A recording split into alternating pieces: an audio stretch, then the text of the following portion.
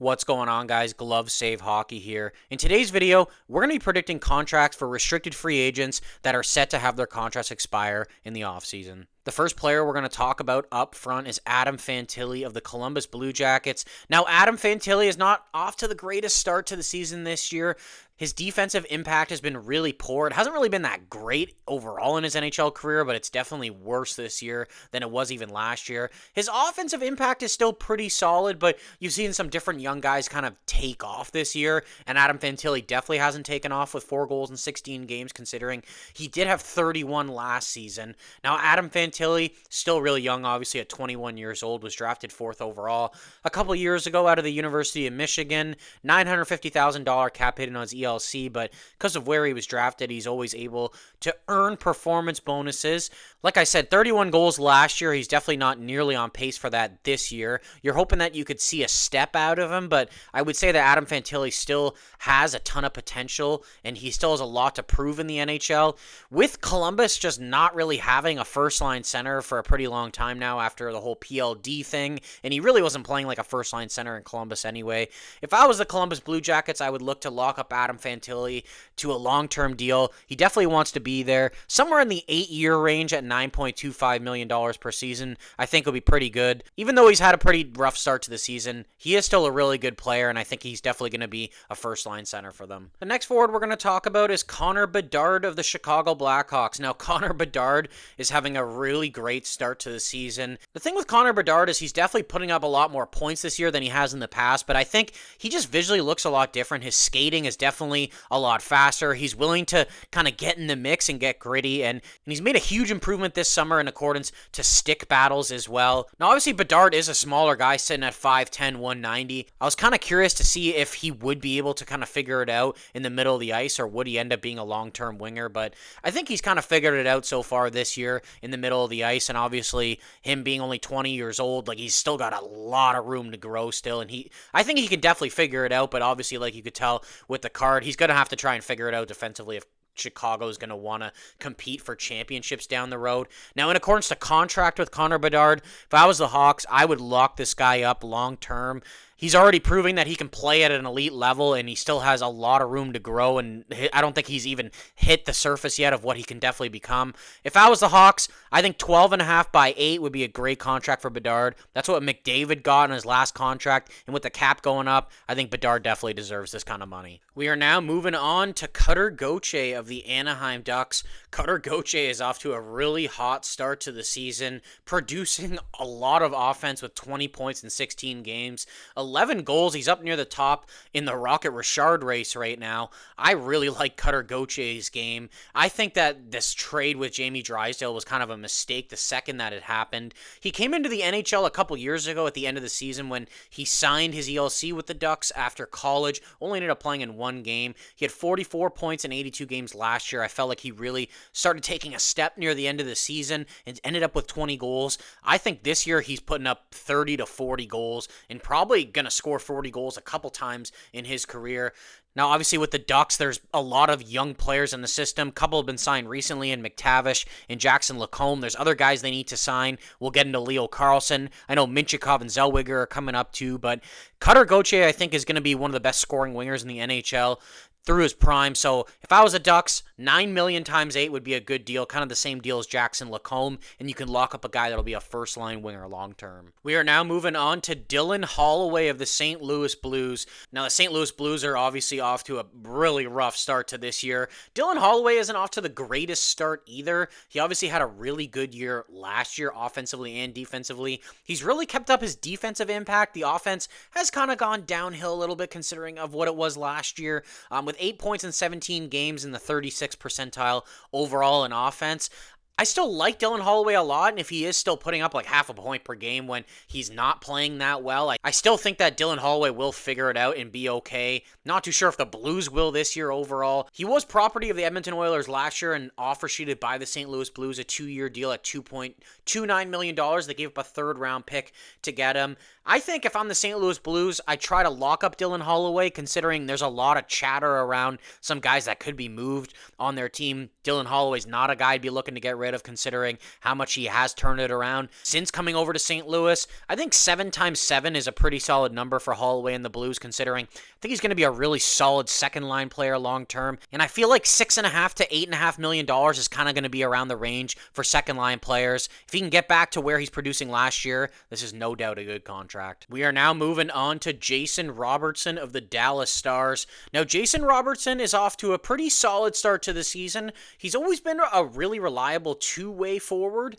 His offense, he had that huge year where he had 109 points, but he has been kind of floating around being a point-per-game player pretty much most of his other seasons when he did start to kind of take off and be a solid player in the NHL. I'm really curious to know how USA thinks about him potentially making the team this year. Jason Robertson is coming off a 4-year contract where he's paid $7.75 million per season. He's definitely added surplus value every single season on this contract. A lot of people questioned it because now it's expired and he's 26 years old and he's going to get a lot of money and probably a long-term deal. And people thought maybe they should have given that to him 4 years ago. Like I said, that 109-point season in 22-23, 80 points in 82 games, 80 points in 82 games. He's up to 17 in 17 so far this season. So I'd say this is maybe more the player that he is, around a point per game with that huge year with the 46 goals and 109 points. I don't know if we can expect a whole lot more from him. I know the goal scoring's been really down so far this year, and definitely something that you want to get back up if you are the Dallas Stars, but your kind of main guy is Mikko Rantanen in there now, and I wonder if that's kind of taken away a little bit from Jason Robertson. I think with some of the contracts signed recently, Jason Robertson is definitely in that range with some of those wingers. I have him signing for $11.5 million a year times 8. This is the exact same contract Marty Necas got. I think he can be the player that Marty Necas is in accordance to production.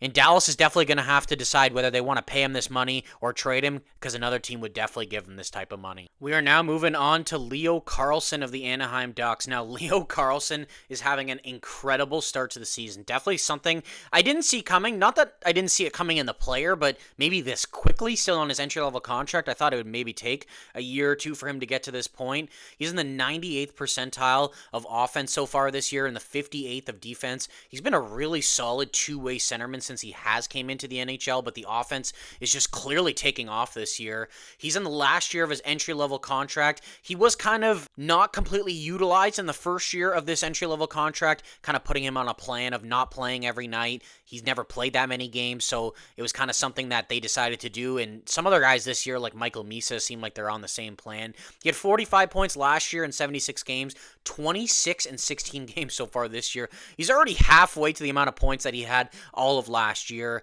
I think with Leo Carlsson and the Anaheim Ducks, we talked about Cutter Gauthier earlier, and with Jackson Lacombe, Mason McTavish, this is the one forward and player I think that you're building around if you're the Anaheim Ducks. I would try to commit to him for 8 years if possible. $10.5 million is my number. It's above Logan Cooley, below Connor Bedard.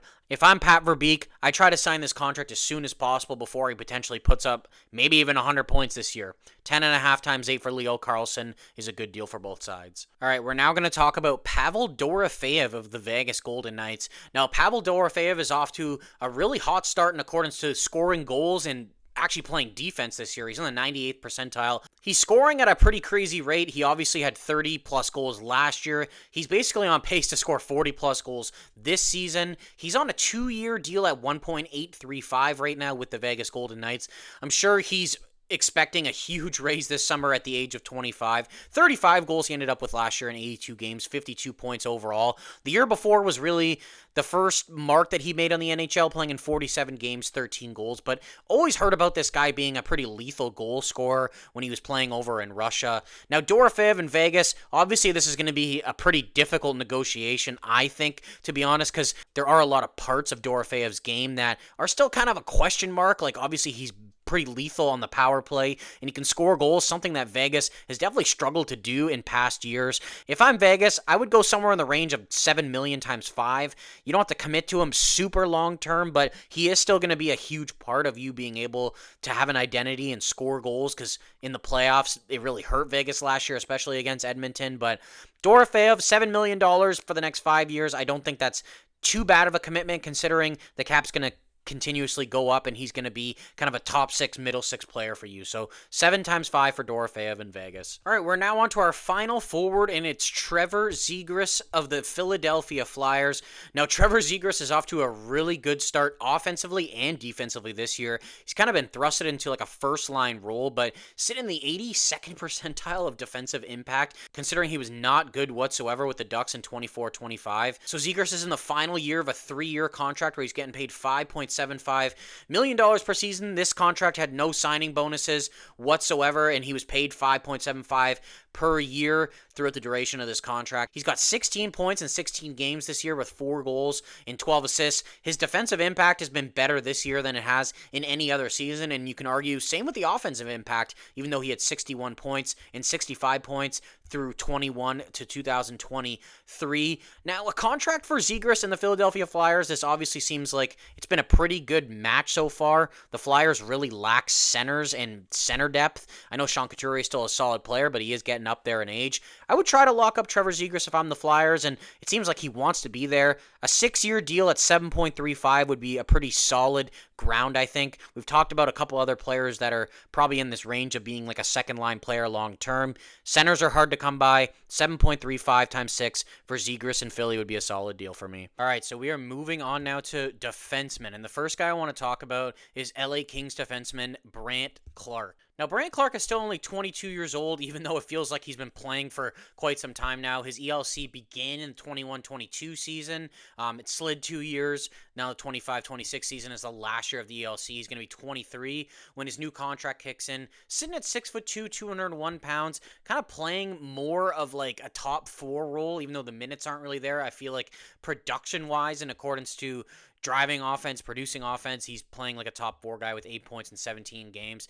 Defense in the 80th percentile and offense in the 98th percentile, but still not getting as much minutes as Cody Ceci, Drew Doughty, and I wish that LA would just give him a bigger opportunity because I think he can excel with it. I'm not that convinced that LA wants to go long-term with him, considering they're not even really giving him a chance to thrive in the top 4 this year, but I still think he's going to put up a lot of points, and he can demand a lot of money. I think he's going to go with short-term bridge, though. My prediction is 2 times 5.1, and then in 2 years you can see if he really is that legit and give him a long-term deal then, and Doughty's contract will also be off the books. I think this is a good deal for both sides. 5.1 times 2 for Brandt Clarke. The next defenseman we're going to talk about is Braden Schneider of the New York Rangers. Now, Braden Schneider was drafted pretty high, and I think there was a lot higher expectations than what he's kind of proved so far in his career. I would say he's a solid defenseman. He's not really playing high on their depth chart right now on the third pair. He's coming off a 2-year contract at $2.2 million, which he signed right out of his ELC, and he will be 24 next year when this new contract kicks in. I do like Braden Schneider, but I don't know what the overall upside is with this player. He's never really had a huge offensive season. He's not really the most reliable defensively either, but he is pretty physical, willing to block shots. He will chip in offensively, but I'm not too sure if this is the player that they thought they were getting when they drafted him. I think coming off of the ELC, Braden Schneider's not going to want a short-term contract again. I see him and the Rangers deciding somewhere at 5 times 5. I think this is more going to be money for like a 3-4 defenseman down the road, and if you want to keep the player, I think this is what he's going to demand around. On to the 4th defenseman now. It's Jamie Drysdale of the Philadelphia Flyers. Now, Jamie Drysdale was a really high pick back in 2020, 6th overall by the Anaheim Ducks. He's currently on a 3-year contract, paying him $2.3 million per season. He's going to be 24 years old when his new contract kicks in. Now, injuries have really hurt Jamie Drysdale, as you can tell by some of his games played totals over the last couple of years. 70 last year, he kind of got back on track. He hasn't been hurt this year, but I mean, even 10 in 23-24 with the Ducks. It's definitely hurt him a lot throughout his career. No, he's having a pretty solid season this year. He's getting deployed quite a bit and putting up some good offensive and defensive numbers with 7 points in 15 games. I'm still not convinced the Flyers want to go on a long-term deal with Jamie Drysdale because of the injury history, but I do think he is going to get an upgrade in pay. I have him signing another 3-year contract, this one at $4.25 million. At 27 years old, if he's in a really good spot, it's kind of a good spot for him too, where if he does thrive, he can sign a long-term ticket at 27. That'll be a 7-year deal, take him to 34 years old. That's pretty good. So 4.25 times 3 for Jamie Drysdale. The next defenseman is Jordan Spence of the Ottawa Senators. Now, I always felt like Jordan Spence was a really underrated defenseman in LA. We talked about Brandt Clarke before and getting his opportunities. They also had Drew Doughty. This is a reason why they decided to let him go this year, but I'm not really convinced it was the right thing to do. He is a smaller guy at 5'11", 190. Hasn't really been trusted in the playoffs a whole lot. He signed a 2-year deal with LA a year ago at $1.5 million.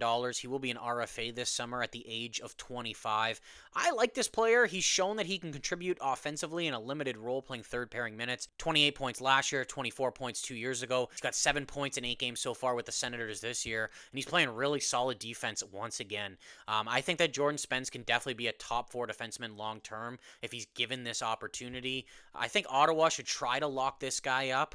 I don't think he'll maybe get a long-term deal, to be quite honest with you, but I think something in the 5.5 times 4 range would be good for both sides, considering you could be losing Nick Jensen this summer. He's a guy that can step into that top 4 role, and it's not too much money, and it's not too long of a term. So 5.5 times 4 for Jordan Spence. We are now moving on to St. Louis Blues defenseman Philip Broberg. Now, Philip Broberg was offer sheeted along with Dylan Holloway, who we talked about earlier, just over a year ago. They ended up giving up a second-round pick to get him at a $4.58 million cap hit for 2 seasons. He's going to be an RFA at age 25 in less than a year from now. He's not having the hottest offensive start to the year with 6 points in 17 games. He is a pretty reliable two-way defenseman, though, I would say. He didn't really show it in Edmonton, but he really did start to show it last year with the St. Louis Blues. He was on his ELC before he signed that offer sheet with the Blues. Now, he's in the 92nd percentile of both offense and defense so far this season, despite the Blues not getting off to a good start whatsoever.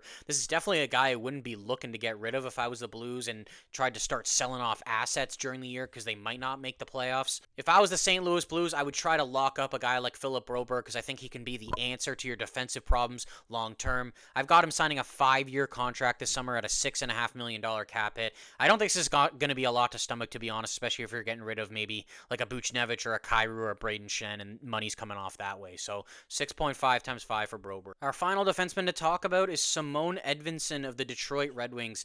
Now, Edvinsson came in last year and had a really great start playing with Moritz Seider. It felt like those are the only 2 defensemen on their team that were really producing offensively and kicking in defensively as well. He is still on his entry-level contract. The first year of it slid due to him just playing in the AHL and not playing 9 NHL games. Now, last year, he put up a pretty decent amount of points with 31 in 78 games. He's got 6 points in 16 games this year. As you can tell with his offensive play, it has dipped in the past year, so you can hope that it can get up a little bit and not just rely on like Seider to get points. I know Sandin Pellikka has been pretty good too. His defensive play was like league average last year. It's pretty below average so far this year, but I will say he's kind of been put into a role playing first pairing minutes at the age of 22 that he probably shouldn't be. A lot of people criticize the way Detroit's defense is structured. I think besides the young guys, they haven't really set them up with good surroundings, so they can give their younger guys like not as much heavy minutes to deal with. So this is definitely going to be a growing pain for Simon Edvinsson, but I do have a lot of trust in this player moving forward. If I was the Red Wings, I would try to lock this guy up long term, and I would say, hey, we can probably get this guy below Moritz Seider's number. I got him going at 7 times 7. I think this would be a really solid number for a guy that can be like a number 3 to number 2 defenseman moving forward and play alongside Moritz Seider. And if he's able to put up 30 plus points a year offensively, I think this is a no-brainer deal for the Red Wings. All right, so we are now moving on to goaltenders. And the first goalie we're going to be talking about here is Pittsburgh Penguins goaltender Arturs Silovs. Now, Silovs is having a really good start to the season, actually. Him and Tristan Jarry have basically been splitting the net until Jarry got hurt recently, and Silovs has taken over the starter's job, at least for the short term. So Silovs is currently on his second contract, a 2-year deal at $850,000. He will be an RFA at age 25 next offseason. His entry-level contract ended up being 5 years long, and it slid 2 years and then ended up expiring in 2024. So for Arturs Silovs, a guy that hasn't improved a whole ton in the NHL minus, getting off to a really good start this year with a 4.23 in record and 6.8 goals saved above expected. He did have a rough outing last year after playing pretty well in the playoffs for the Canucks the year before, but he did go down to the AHL last year and he was dominant, ended up winning the Calder Cup. Now, this year, he is off to a pretty good start, sitting in the 89th percentile overall, 88th percentile at 5-on-5. I think Arturs Silovs has definitely been a really good story so far this season. In accordance to contracts, though, I don't know if I see Pittsburgh going long-term with Arturs Silovs right now, considering Jari's got a few more years left. You saw Sergei Murashov in the preseason and in an NHL game this year where he looks really good. So I think they are going to try going shorter term with Arturs Silovs. My prediction is he's going to sign a 2-year deal at $2 million and remain a Pittsburgh Penguin until he's at least 27. The next goalie we're going to be talking about is Nashville Predators backup goalie Justus Annunen. Now, Justus Annunen came over to Nashville last year with a 1-for-1 trade for Scott Wedgwood. He's currently on his third contract. This past one was a 2-year deal with an $838,000 cap hit. He signed a one-time $775 the year before, and then his entry-level contract ran until 2023. Now, Justus Annunen will be 26 years old when he is an RFA. He hasn't really proved a whole lot in the NHL, though, and he's not really having a great start to the year as a backup goalie, kind of sitting near the bottom in accordance to backup goalie production. With him still being young and he still has a lot to prove if he wants to be a good goalie in this league, I think he still is an NHL caliber goaltender, and I see Nashville signing him to a 2-year deal around $1.65 million just to see if he can get better.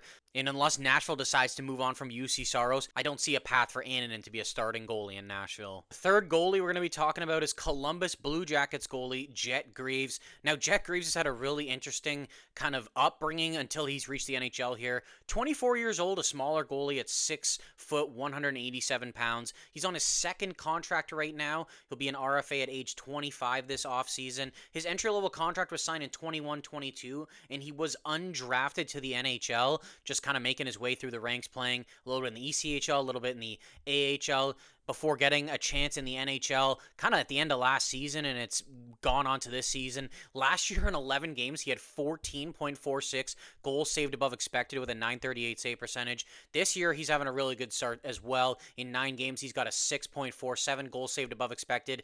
Him and Elvis have kind of been rotating back and forth. Elvis has actually been pretty good as well, but I really like Jet Greaves for the future. Even being a smaller guy, I think he can be at least a tandem goalie moving forward. Now, with Columbus and handling Jet Greaves, they gave Elvis Merzlikins a big contract that he has not lived up to whatsoever. I don't think you want to make the same mistake with Jet Greaves. I do trust this guy, but as of right now, I'd probably be going short term with him. 2 times 3.5 I think is a really good number for both sides here. Gives Jet Greaves a little bit chance more to develop, and if he does turn out to be good, he can always be signed long term in 2 years. The final goalie we're going to be talking about is Philadelphia Flyers goaltender Sam Ersson. Now, Sam Ersson, in my opinion, has not had the greatest start to his career, but I do think he was pushed to play a role that he wasn't ready for after the whole Carter Hart incident. He's not really that big of a goalie considering he's only 176 pounds, but he is sitting at 6'2". He signed a 2 times 1.45 with the Flyers a couple years ago. He's going to be an RFA this summer at age 36. His entry-level contract expired in 2024. Last season, Flyers had probably the worst goaltending in the NHL. He was negative 19.88 goals saved above expected in 47 games. He's at negative 1.76 in 5 games so far. I really think Dan Vladar's kind of taken control of that crease so far this season and been the way better goalie. As you can tell, Sam Ersson's sitting in the 16th percentile overall in the NHL, and he's only playing a backup role right now. I do think since he is a younger guy, though, and there still is potential with Sam Ersson, I can't see him being a 1A, to be quite honest with you, but maybe a solid 1B in the future.